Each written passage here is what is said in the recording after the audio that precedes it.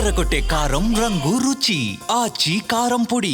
చంద్రబాబు పాలనలో ఏపీ ఎట్టుపోతుందో అర్థం కావడం లేదు. కేవలం 200 ఉద్యోగాలిచ్చే గూగుల్కి 22,000 కోట్ల రాయితీలిచ్చారు. అమెరికా కూడా వద్దన్న కంపెనీని తెచ్చి నెత్తిన పెట్టుకున్నారు.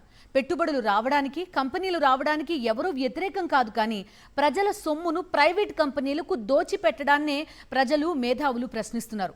చంద్రబాబుకు బ్రాండ్ విలువ ఉంటే రాయితీలు తీసుకోకుండానే కంపెనీలు రావాలి కదా. 1,000 కోట్ల రాయితీలు తీసుకుని వచ్చే కంపెనీలు చంద్రబాబును చూసొచ్చాయని ఎలా అనుకోవాలి? ఈ చిన్న లాజిక్ని నారా లోకేష్ ఎలా మర్చిపోయారు? మెడికల్ కాలేజీలు పూర్తి చేయడానికి 5,000 కోట్లు కూడా లేవంటారు. ఆరోగ్యశ్రీ బకాయిలు చెల్లించడానికి డబ్బులు లేవంటున్నారు. పొద్దున్న లేచిన దగ్గర నుంచి రాష్ట్రం దివాళా తీసిందని ఏడుపులు ఏడుస్తూ ఉంటారు. మరి గూగుల్కి 1,000 కోట్ల రాయితీ ఎలా ఇచ్చారు? ఈ ప్రశ్న అడిగితే లోకేష్ ఏదేదో ట్వీట్ చేస్తాడు, ఏదేదో మాట్లాడతారు. వైఎస్ఆర్సీపీ ప్రజలు అడిగే ప్రశ్నలకు సమాధానాలు ఇవ్వకుండా పిచ్చి పోస్టులు పెడుతుంటే, ప్రభుత్వం వివరణ ఇవ్వకపోతే అనుమానాలు బలపడతాయి అంటున్న సీనియర్ జర్నలిస్ట్ కొమినేని శ్రీనివాసరావు విశ్లేషణ ఇప్పుడు చూద్దాం. ఆంధ్రప్రదేశ్కు వేరే బ్రాండ్ అక్కర్లేదు, ముఖ్యమంత్రి చంద్రబాబు నాయుడే మా బ్రాండ్, ఆయన్ను చూసే అనేక కంపెనీలు ముందుకు వస్తున్నాయి అని ముఖ్యమంత్రి కుమారుడు మంత్రి లోకేష్ కానీ, టీడీపీ నేతలు కానీ తరచుగా ప్రచారం చేస్తుంటారు. నిజంగా చంద్రబాబును చూసి పరిశ్రమల వారు ఇతోధికంగా ముందుకు వస్తే సంతోషమే, ఎవరూ కాదనరు. కానీ చంద్రబాబును అడ్డం పెట్టుకుని కొన్ని ప్రైవేట్ కంపెనీలు అనుచిత లబ్ధి కోసం ప్రతిపాదనలు ఏమైనా చేస్తున్నాయా అన్న సందేహం వస్తోంది. కేవలం 200 మందికి ఉద్యోగాలు కల్పించే గూగుల్ డేటా సెంటర్ సంస్థకు ఏకంగా 22,000 కోట్ల రూపాయల మేర రాయితీలు ఎవరైనా ఇస్తారా? ఏపీలో తెలుగుదేశం, జనసేన, బీజేపీ కూటమి సర్కార్ అలా ఇవ్వగలిగింది.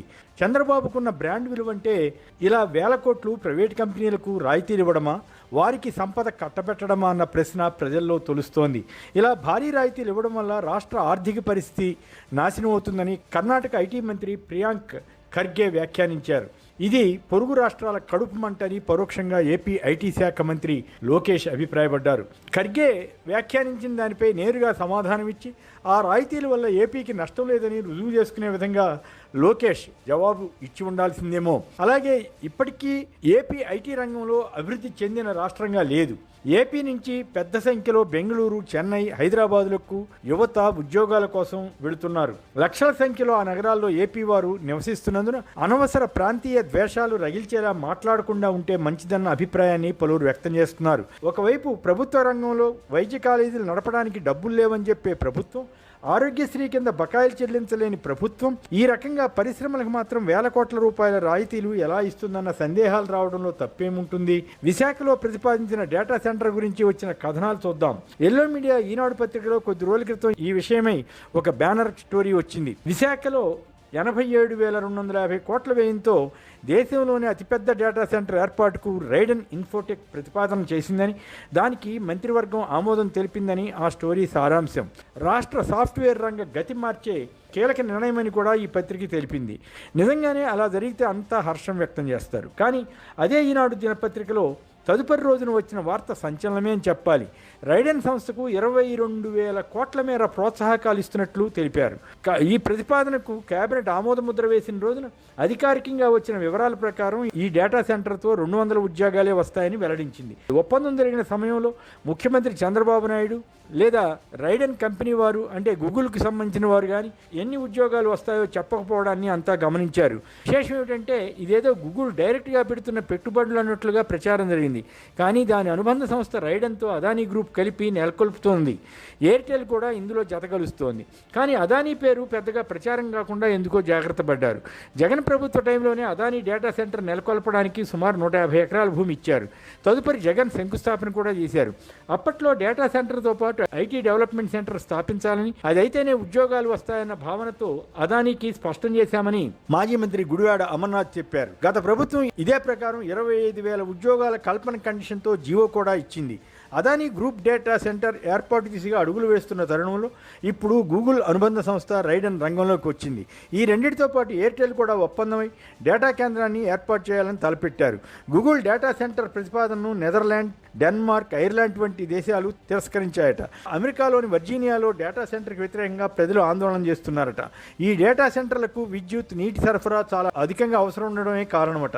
కొంత కాలుష్య సమస్య కూడా ఉంటుందట. ఆ దేశాల్లో ఎదురవుతున్న ఇబ్బంది కారణంగా గూగుల్ పేరుతో రైడెన్ సంస్థ ఇండియాకి వచ్చిందని చెబుతున్నారు. అయినా పర్వాలేదు, నిజానికి దేశానికి, ఏపీకి ఉపయోగపడితే స్వాగతించవలసిందే. కనీసం 20,000 ఉద్యోగాలైనా వస్తే మంచిదే, కానీ దానికి కూడా గ్యారంటీ రావడం లేదు.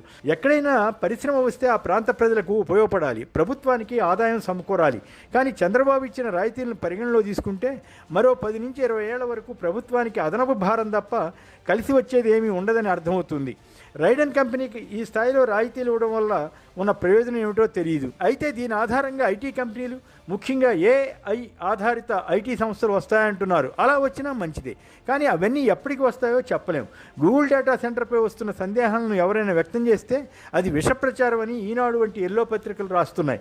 అయితే దానికి ముందుగా వారే ఈ గూగుల్ డేటా సెంటర్ వల్ల 200 ఉద్యోగాలే వస్తాయని కూడా రాయడం విష ప్రచారమేనని ఒప్పుకుంటారా? రిషికొండపై 4 ఆధునిక భవనాలు గత ప్రభుత్వం నిర్మిస్తే పర్యావరణం నాశనం అయిపోయిందని కొండకు గుండు కొట్టారంటూ అప్పట్లో తప్పుడు వార్తలు ఇవ్వడానికి కదా విష ప్రచారం అంటారు. డేటా సెంటర్ వల్ల ఉష్ణోగ్రత పెరుగుతుందని ఒప్పుకుంటూనే అది పెద్ద ఇబ్బంది కాదని సమర్థించుకుంటున్నారు. ఇలా ఉంది వారి journalism. Google data centre AP ప్రజలకు, ముఖ్యంగా విశాఖ ప్రాంతానికి ప్రయోజనం కలిగేలా ఏర్పాటైతే స్వాగతించాల్సిందే. కాకపోతే దానివల్ల వచ్చే సమస్యలను అధ్యయనం చేయడం అవసరం అనిపిస్తుంది. అప్పులపై ఆధారపడి ప్రభుత్వాన్ని నడుపుతున్న ఏపీలో అతి తక్కువ సంఖ్యలో ఉద్యోగాలు కల్పించే సంస్థకు 22,000 కోట్ల రాయితీలు ఇవ్వడంలోని హేతుబద్ధతపై ప్రభుత్వం వివరణ ఇవ్వకపోతే ప్రజల్లో అనుమానాలు బలపడతాయని గమనించాలి.